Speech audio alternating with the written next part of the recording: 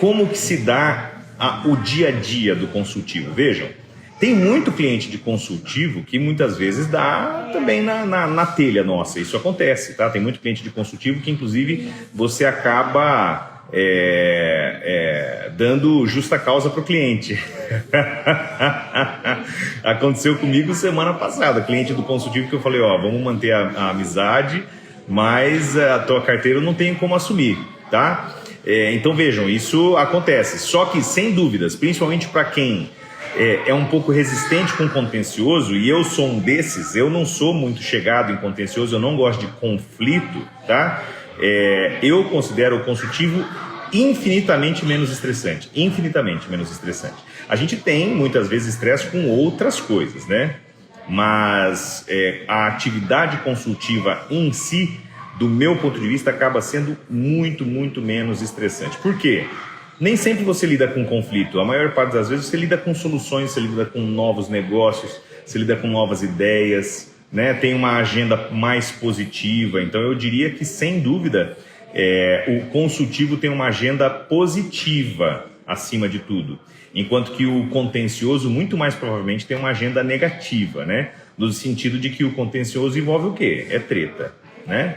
E onde que entra aí, pessoal, o conhecimento das origens do Estado, que é o tema do nosso bate-papo de hoje? Vejam, quando a gente vai, isso eu sempre falo para vocês, quando a gente vai atuar consultivo, com atividade consultiva, você tem que ter estofo, você tem que ter, né, o suporte de conhecimento. Tem muita gente que vai falar para vocês que na verdade não é bem assim, tá? Eu tenho inclusive colegas meus, professores, que falam assim, ó, eu não consigo enxergar no que um doutorado te ajuda na advocacia. Tem um amigo meu que ele é doutor, ele é professor, doutor, e ele fala isso, fala, cara, eu tenho doutorado, mas eu acho que não ajuda em nada na advocacia. Mas por que isso? Porque provavelmente falta a oportunidade para esse colega de atuar na advocacia consultiva, que é onde o conhecimento faz muita diferença, primeiro, tá? O contencioso também faz, mas faz muita diferença no consultivo, tá? E onde que ter um conhecimento que aparentemente não tem relação é muito profundo. Nunca se esqueçam que tudo tem uma herança, tudo tem uma origem, tá? Tudo tem uma razão de ser. Isso é muito importante para que vocês possam, inclusive, fazer uma explicação, uma exposição mais aprofundada para o seu cliente, primeiro, e segundo, ter uma visão mais clara daquilo que eu falo para vocês, que é a visão de insider, né? Como que alguém que realmente atua na área compreende a lógica daquela área. Então vamos lá. Não se esqueçam, eu quero falar hoje para vocês sobre um tópico em particular, para vocês entenderem, isso é um teaser, né, do que eu vou falar para vocês entenderem como que o papel do município hoje é um papel distorcido na reforma tributária e na tributação que a gente tem. E como que uma reforma tributária conseguiria retomar esse papel do município, tá? Isso é um exemplo, pessoal, de como que se faz uma argumentação fodida. Quer dizer que eu sou o melhor argumentista do mundo? Não. Quer dizer que, nesse caso, eu consigo ter profundidade para fazer esse debate. Isso é um mérito meu? Não. Eu sempre falo que eu acredito sinceramente que isso está ao alcance de todos nós. É só você conhecer. O que é a diferença? A diferença é você ter que percorrer o caminho que eu percorri para construir aí ao longo de quase 20 anos esse acervo, ou você buscar as fontes mais fáceis. Eu digo para vocês que se eu vivesse hoje, eu teria construído isso muito mais rápido do que eu construí ao longo da minha carreira. Mas, gente, na minha época não tinha, né, uma internet igual tem hoje, né? Na minha época não tinha um acesso tão fácil ao conhecimento. Pode parecer que eu estou assim, sendo saudosista demais, mas não é, gente. Na minha época de graduação, a gente fazia pesquisa para trabalho da universidade na biblioteca. A gente ia na biblioteca buscar livro. É assim que funcionava, tá? Normas da ABNT tinha um livro, que era um livro super utilizado de normas da ABNT. A gente tinha que pegar o livro para entender. Então vejam que as coisas vão mudando e mudam rápido. Isso é bom, não é ruim, tá? Então vejam, pessoal, lá no Império Romano, tá? Lá na Roma Antiga, nós tínhamos, já não estamos falando da República, estamos falando do Império. Então, uma conformação do Império Romano que ocupa uma área gigantesca da Europa, da Ásia Menor, do Oriente Próximo e do Norte da África. Então vejam que o Império Romano é gigantesco. Ele chega os limites do Império Romano chegam até lá a Britânia, que hoje é o que a gente chama de Grã-Bretanha, né? Então vejam que o nome Britânia, que era o nome da colônia, ele vem do latim, que era falado pelos romanos. Tanto é verdade, pessoal, que se hoje você viaja lá no interior do Reino Unido, você viaja até hoje por estradas romanas, muitas vezes, tá? Com pavimentação romana. E você passa muralhas romanas, principalmente a divisa entre a Inglaterra, o País de Gales e a Escócia, lá no Reino Unido, ainda tem as muralhas romanas. É um negócio absolutamente fascinante. Mas isso é um tema para quando vocês forem dar uma voltinha lá, tomar um uísque. Então, não se esqueçam que o Império Romano tinha uma extensão fabulosa. Era algo praticamente impossível de ser coberto em sua inteireza. Agora vejam, se você for imaginar como que os romanos que estavam ali em Roma, né, lá no meio da bota, né, busca aí no Google, tá? Vai olhando enquanto a gente está conversando aqui, um mapa do Império Romano na sua maior extensão. Enquanto que os romanos dominavam, por exemplo, a Turquia ou a Grécia, ou toda a região do Peloponeso, ou o norte da África, Ceuta, todas essas regiões, né, até um pouco ali da Arábia, quando você vê que tinha um domínio do Império Romano nessas regiões, toda a costa ali do Mediterrâneo, era fácil você sair de Roma e chegar até o ponto, que é lá no extremo, né? Chegar até a Grécia. Sim, porque tudo isso era feito por mar, gente, então era tudo navegado. Naquela época a navegação era muito avançada, né? E falar a verdade, a navegação daquela época e a navegação de hoje mudam instrumentos, muda a segurança, mas a técnica era a mesma. Você põe um casco, né? Soca ali uma vela e vai embora. Então, há período. Agora, quando a gente fala de um Império Romano que domina lá em cima até a Britânia, vocês percebem que às vezes as distâncias são as mesmas ou até menores, mas é muito, muito mais difícil de chegar. Fica claro para vocês ou não? Porque para você chegar de Roma até na Britânia, até Londinium, que é a cidade que originou Londres, né? Imaginem a distância que era. Você tem que percorrer metade da Itália, passar os Alpes suíços, passar a Suíça, passar um pedaço da França ou da Alemanha, atravessar a França inteira, chegar no Canal da Mancha, atravessar o Canal da Mancha, ir para o Reino Unido e subir. Então é algo gigantesco. O Reino Unido na época, na verdade, era a Grã-Bretanha, né? Então vejam que fica muito claro que era muito, muito, muito mais difícil chegar na Britânia do que era chegar na Grécia para o Império Romano. Vejam então que as diferenças entre as cidades demandavam maior autonomia. Faz sentido quando eu falo isso para vocês?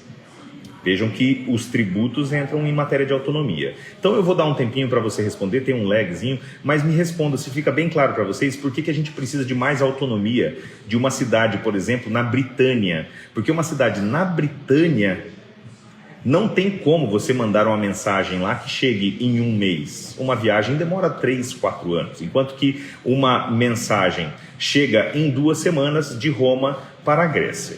A ideia é essa. Portanto, vejam que cidades mais próximas ou que têm um acesso mais fácil, como por exemplo o norte da África, é um pulo para os romanos, né? Então essas cidades mais próximas, elas tinham um status, que era um status muito mais muito menos autônomo, né? Muito menos autônomo do que as cidades muito distantes. Então as cidades distantes no Império Romano, lembrando que Roma como cidade não tinha status de cidade, Roma é Roma, tá? O Senado comandava Roma e Roma comanda o império. É como se a cidade fosse dona do império e não o imperador. Por isso que inclusive tinha vários imperadores, né? Tudo isso é nomenclatura contemporânea, moderna, não é nomenclatura histórica. Então vamos lá.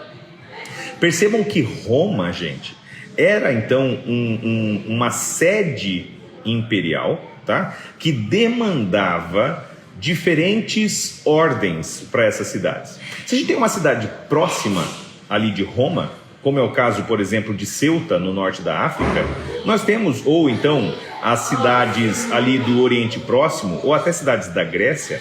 Essas cidades, elas têm uma autonomia muito limitada, porque Roma, elas estão à distância do braço, né? One arm's length, que os ingleses falam, né? Elas estão à distância do braço. Então, justamente por isso, elas eram consideradas as Civitates Federate. Quem quiser anotar aí, é Civitates Federate, tá? Essas Civitates Federate são as cidades federadas. São as cidades que simplesmente são vassalas de Roma. Por quê? Se os romanos conseguem, via a sede do império, comandar aquela cidade direto, ela não precisa de autonomia. Ela tem muito pouca autonomia. Os cidadãos dessa cidade são considerados cidadãos romanos. Elas são ocupadas por romanos, tá? São as Federati Civitati. Agora, nem todas as cidades são assim. Se você pegar uma cidade como Londinium, por exemplo, que era a sede do Império Romano, lá na colônia, já adiantei, né? Lá na Britânia, a Britânia era uma colônia. O plural colonie. Por que lá era uma colônia? Porque o troço era tão longe, tão longe, tão longe, tão longe, que você não vai mandar romanos para ocupar. Você manda romanos para comandar. Mas aquelas pessoas são da etnicidade que eles tiverem. Então, por exemplo, quem estava lá na Britânia eram provavelmente celtas, né? Então, os celtas ocupavam a Britânia e os romanos comandavam. Então vejam que os cidadãos da Britânia não eram cidadãos romanos. Os cidadãos da Britânia, eles estavam numa colônia romana. Então vejam a diferença entre colonie e Federate Civitates. Se nós temos então algumas cidades que são Federate Civitates e outras cidades que são colônia, o que nos interessa? O que nos interessa é o seguinte, gente. Nós tínhamos um terceiro status para as cidades romanas, que é o seguinte: quando você tinha uma cidade em que o povo demonstrava uma bravura fantástica, em que aquelas pessoas demonstravam que realmente elas tinham aquela fibra, o que a gente já falou aqui, estofo, que eram pessoas que tinham decisão, pessoas que tomavam realmente as rédeas da sua vida, o que os romanos faziam? Eles, em vez de reprimir essas pessoas, eles fortaleciam a identidade dessas pessoas. Então, eles não se tornavam inimigos do Império Romano ou colonos do Império Romano, tá? O que eles recebiam era o status de, rufe os tambores, municipia, no plural. Ou seja, aquela cidade se tornava um municipium. E aí vocês já estão vendo o caminho que a gente vai, né? Então essas cidades se tornavam municipia. Uma dessas cidades era um município. O que é então um municipium, pessoal? Municipium é uma cidade que vem das palavras munus capere. Munus capere. O que é munus? Munus vocês já sabem. Você que é da área do direito, oi gente, tudo bom? Você que é da área do direito já sabe o que é munus. Munus é um conjunto de ônus e bônus, né? Isso é um munus. Então, por exemplo, o ser advogado de alguém é um munus. Você tem o bônus de poder representar aquela pessoa e receber os seus honorários, mas você também tem o ônus de exercer a representação, né? Você ser médico é um munus, não é uma simples profissão. Você pode exercer a medicina, mas se você vê uma pessoa numa situação de perigo à vida, você tem que atendê-la, senão é omissão de socorro. Então vejam, nós temos várias funções que são munus, conjunto de ônus e bônus. E capere é tomar para si. Munus, conjunto de ônus e bônus, prerrogativas e sujeições, que são a base do regime jurídico administrativo. Capere, tomar para si. Então vejam que o municipium é aquela cidade que toma para si as atribuições. Não porque ela toma do Império Romano, mas porque ela se faz merecer pela bravura das suas pessoas. Quando que o Império Romano premiava então uma cidade com o status de município? Quando aquela cidade era uma cidade fodida, pegava uma cidade que realmente as pessoas se mostravam de grande valor. Os romanos não iriam simplesmente transformar aquela cidade. Eles colonizavam, entre aspas, não colonizavam, né? Eles abarcavam a cidade no império, mantendo a identidade dela. Isso é muito importante. Era muito comum ter municípia no Império Romano? Não, era raríssimo, gente. Era raríssimo. Tanto que hoje, pode fazer a pesquisa aí, você vai encontrar muito poucos países, se é que vai ter mais algum fora o Brasil, em que o governo local se chama município. Alguns lugares, eles até falam de municipalidade, mas o nome oficial do governo local ser município é muito, muito, muito raro, porque era raro existirem municípia no Império Romano, tá? Por que a gente tem uma herança tão clara disso, gente? Porque existia um lugarzinho, tá? Lá no canto de uma das penínsulas que integravam o Império Romano, lá na Gália, tá? Então, a gente tinha dentro da Gália, a ponta da Gália que se chamava Lusitânia, né? E a Lusitânia é uma região que era ocupada por povos bárbaros. Quando os romanos foram tentar invadir a Gália, o povo de uma das cidades se uniu aos romanos e eles foram os responsáveis por conseguir expulsar os povos bárbaros e conquistar aquela cidade para si e integrar o Império Romano. Se não fosse o povo daquela cidade, o Império Romano não teria conseguido conquistar a Lusitânia em particular e a Gália em geral. Vejam que lá na Lusitânia nós temos o Portugal. E qual era a cidade? A cidade era a nossa querida Olisipo, tá? Olisipo.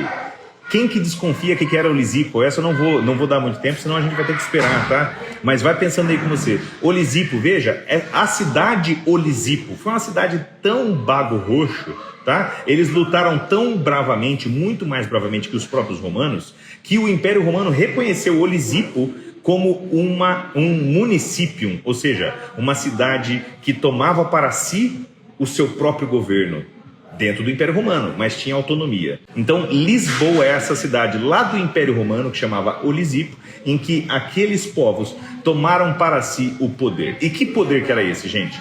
O poder de uma cidade que era município era tão grande que os cidadãos de um município de primeira classe, tinha duas classes, isso é outra história, mas os cidadãos de um município de primeira classe, como era o caso de Lisboa, eles eram cidadãos romanos com direito a voto.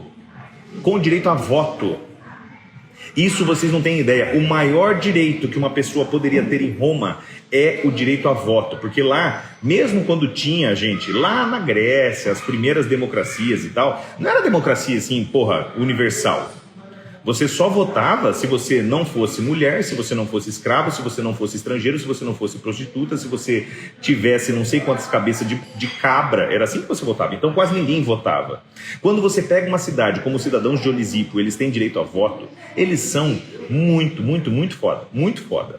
Tá? E aí vejam, o espírito de Olisipo é esse. Quando Olisipo se torna um município, quem que cobra os tributos? Olha lá, gente.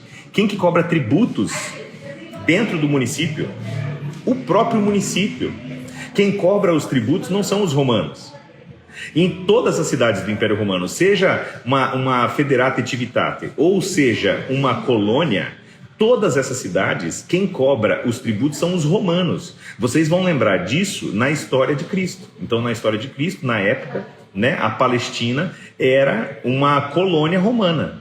Quem que cobrava os tributos? Eram os romanos, né? A César o que é de César e a Deus o que é de Deus. Por quê? Você deveria pagar o dízimo para a igreja e você deveria pagar os tributos para Roma. Isso é na época de Jesus Cristo. Então vejam, em nenhum lugar os próprios cidadãos cobravam os tributos, mas no município quem cobrava os tributos era a cidade. Então vejam, gente, acima do município, dentro do Império Romano, só Roma. Só Roma. E vejam que a nossa herança é a herança de ter sido posteriormente colonizados, né, ocupados e formados por um povo que veio de Olisipo. E esse povo de Olisipo é que tinha esse espírito de autonomia. Beleza? Isso nos leva para onde, gente? Imaginem que depois de um tempo o Império Romano acaba caindo, né? Porque ele é muito grande, ele acaba por se fragmentar, o que dá origem aos feudos, né? Outro dia a gente conversa sobre a origem dos feudos, algo que é muitíssimo interessante na teoria do Estado. Então, acaba que o Império Romano se enfraquece demais, tá? E não consegue continuar dominando toda aquela região, tá? No norte, os povos bárbaros, os povos germânicos, acabam dominando ao norte da Europa e o centro da Europa, tá? Tanto que até hoje, por exemplo, a Alemanha é tipicamente germânica, né? Então, vejam que esses povos, que é o que a gente hoje chama de alemão, de austríaco, que foram os povos da Prússia, quando existia a Prússia, né? Esses povos, eles dominam o norte do Império Romano, porque o Império Romano simplesmente se desfaz, né? Os celtas acabam se estabelecendo lá na Britânia, que depois acaba também tendo outras ocupações, né? Hoje já não tem ligação para isso. Para vocês terem uma ideia, a monarquia hoje lá é alemã, né? Por incrível que pareça. E assim nós vamos tendo a estruturação da Europa. Agora, o que acontece? Nós temos um pedacinho ali da Europa que ela está longe dos germânicos, tá? E está mais perto da África, que é justamente a Península Ibérica. E como essa região está longe dos germânicos, quem chega primeiro nela são os mouros. Então, quem chega primeiro nela são os árabes. Então, os árabes começam uma expansão vinda da Península Arábica, começam a atingir o norte da África, e do norte da África chegam até Ceuta. Ceuta é aquela cidadezinha na ponta da África que faz divisa aqui com a Espanha, na Península Ibérica. Então é o último ponto da África antes de chegar na Europa. E o que acontece, gente? Um grande general lá do Califado Omíada, tá? Que era o Tariq, ou seja, Ali-Tariq, o Tariq, né? Então o Tariq, ele vai lá e consegue ultrapassar o estreito entre a África e a Europa, e ele conquista pela primeira vez e pela última vez um território europeu, né, na Idade Moderna, para os árabes. Então ele conquista quase toda a Península Ibérica naquilo que a gente conhece como o período mouro. Então vejam, gente, quando o Tariq vai lá e invade, olha que coisa fantástica, gente, quando o Tariq invade a Europa, ele chega numa pedra, porque esse estreito tem uma pedra muito grande, tá? É uma rocha grande, que é uma montanha.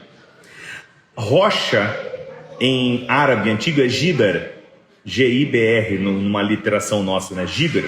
Então aquela é chamada Giber al-Tariq. Giber al-Tariq é a pedra de Tariq, que é o cara que conseguiu conquistar lá. Qual é o estreito de Gibraltar, né? Por que a gente chama de Gibraltar? Quando nós temos os mouros atravessando o estreito de Gibraltar, nós temos séculos de ocupação árabe somente em Portugal e Espanha. Vejam então, gente, como que a nossa história é única. Única, única, única, única. Nós somos a única cultura em todo o mundo que teve um município romano, que foi Olisipo, que depois virou Lisboa, e logo depois de ter sido um município romano, foi parte do Califado Omíada, no Al-Ándalus. Al-Ándalus era o nome da Península Ibérica para o Califado Omíada. Tanto que até hoje nós temos, por exemplo, Andaluzia, né? Cavalo andaluz. Nós temos uma herança riquíssima de arquitetura, cultura, nomes, né? Que vem lá dos árabes. Vejam que por muito tempo, por séculos, nós temos a influência, que é uma influência única na Europa, que é a influência do Califado Omíada. E como que era feito o governo local no Califado Omíada? O califa mandava para governar as cidades um juiz. Então, os municípios tinham, o governo municipal tinha dois poderes. Ele cobrava tributos e ele julgava as demandas. O que o juiz fazia? Esse juiz que era mandado pelo califa para governar uma cidade, ele cobrava os tributos, porque os cristãos poderiam continuar sendo cristãos pagando um tributo, tá? Ou então você tinha tributos específicos para os que se convertessem ao islamismo, e ele julgava as demandas, por isso que ele chamava o juiz. Sabe qual que era o nome do juiz? Alcaide. Veja, aqui no Brasil, se você falar do alcaide, quem que é o alcaide? O prefeito. De onde que vem a palavra alcaide? Vem de alcadi, que era o juiz que era mandado pelo califa para governar um governo local. É fantástico isso, né, gente? Vejam, o que é a nossa herança? Por que eu tô faz 40 minutos falando sobre isso para vocês? Porque, oi Carla, tudo bom? Porque quando a gente está falando sobre isso, queridos, nós estamos falando sobre esse caldeirão que é a nossa herança da Terra Brasilis. Então, o Brasil é um país que foi criado, foi fundado, que foi colonizado, foi ocupado, foi dominado, usem a expressão que vocês quiserem, por um povo que tem essa cultura. Vejam que lá em Portugal, os governos locais não se chamam município. Lá em Portugal, o governo local chama conselho. E por que isso, gente? Justamente porque lá em Portugal, o governo local não tinha a mesma autonomia. O único município de Portugal era Lisboa. Faz sentido isso que eu estou falando ou não? Então, somente Olisipo era município lá em Portugal. As outras localidades não eram município. As outras localidades eram cidades comuns. Então, como as outras localidades eram cidades comuns, veja que somente Lisboa tinha isso. E o pessoal que veio para cá, veio de onde? De Lisboa. Então, os lisboetas que vieram para cá, para o Brasil, para colonizar o Brasil, porque todo mundo saía pela corte, né, obviamente, então vinham da capital, todas essas pessoas, quando eles vinham para cá, eles vinham com o espírito de quem era de um município. Não com o espírito de quem era dominado, mas de quem dominava, né? Muito próximo do lema de São Paulo, né?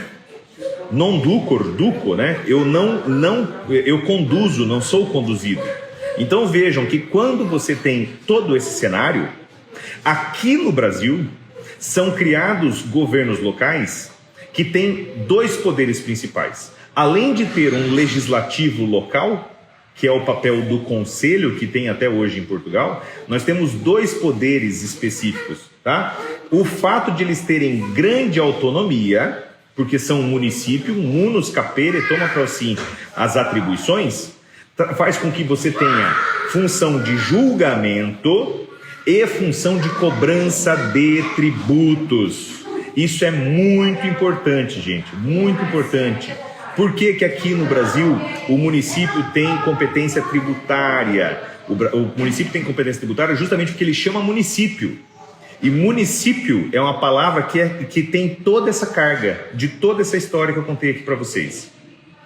Vejam que durante toda a época do reino, do Brasil colônia, durante o período do Reino Unido, né, porque o Brasil foi Reino Unido com Portugal de 1808 até 1822. E depois, no começo do Império, aplicava-se aqui em relação aos nossos governos locais a legislação que estava nas ordenações do reino. E nas ordenações do reino, um dos poucos cargos públicos que é regulamentado é o cargo de procurador da Fazenda Municipal. Então você que é advogado público municipal, saiba que nenhum cargo público é mais antigo no Brasil do que o cargo de procurador da Fazenda. Porque o procurador da Fazenda é um cargo que existe desde as ordenações do reino, então vem desde o século XIII esse cargo com as mesmas atribuições. É quem apura os tributos e quem cobra os tributos. E por que isso, gente? É possível você ter autonomia sem você ter dinheiro? Não. Só existe autonomia com dinheiro, com recursos, tá? Vejam que é justamente por isso que os governos locais têm a atribuição de cobrar tributos. Coisa muito interessante, gente. Tem uma lei que reorganiza os municípios no Brasil. Eu não lembro se ela é de 1826 ou 1828, tá? Mas é uma lei de Dom Pedro I que reorganiza os municípios no Brasil. E essa lei é que diz que os municípios não terão mais função judicante. Sabiam disso? Por isso que hoje no Brasil nós só temos poder executivo e legislativo. Na esfera estadual nós temos executivo, legislativo e judiciário. Na federal, legislativo, executivo e judiciário. Por que o município não tem judiciário? Porque o município poderia ter judiciário para julgar questões urbanísticas, questões de trânsito. Tudo isso é questão de interesse local, poderia ser um judiciário local. E por que não tem? Porque Dom Pedro I, quando reorganizou os municípios do Brasil, lá no início do Império Brasileiro, ele editou essa lei que extinguiu os poderes legislativos os poderes judiciários dos municípios. Olha que coisa fabulosa, gente. Mas algo que nunca foi tirado dos municípios, o seu poder de tributar. Então, o poder de tributar é algo que nunca foi excluído da competência dos municípios. E por que isso, gente? Porque é impossível que um ente tenha autonomia sem ter competência tributária. Não se esqueçam da história que nós temos do município romano, que era Olisipo, e do Al-Qadi, que era o governante local no Califado Omíada. Se a gente mistura Califado Omíada com o Império Romano, dá o quê? Dá município brasileiro com grande autonomia baseada na tributação. O que acontece, gente, desde 88?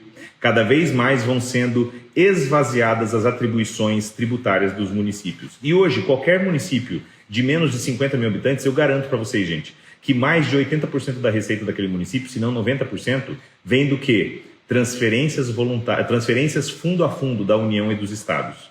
O município no Brasil acabou, não tem dinheiro para mais nada. Isso é um problema grave. Então, se você quer compreender por que a tributação no Brasil ela é tão concentrada na União, tão concentrada nos estados, você tem que entender como que foi perdido o papel dos municípios ao longo de todas as transformações, principalmente na Constituição de 88. A Constituição de 88 trazia para o município competência sobre 4 impostos: o IPTU, o ISSQN, incluindo transportes, o ITBI e o Imposto sobre Combustíveis. O Imposto sobre Combustíveis era um imposto municipal. Isso estava na redação original da Constituição de 88. Uns 2, 3 anos depois, via emenda constitucional de revisão, é que esse imposto foi extinto da competência dos municípios e foi repartido entre a União e os estados. Por isso que o município está na bosta. E vai continuar na bosta, né? Enquanto a gente não tiver uma reforma tributária que traga essa autonomia via cobrança de tributos, nós não vamos ter justiça fiscal no Brasil. Beleza?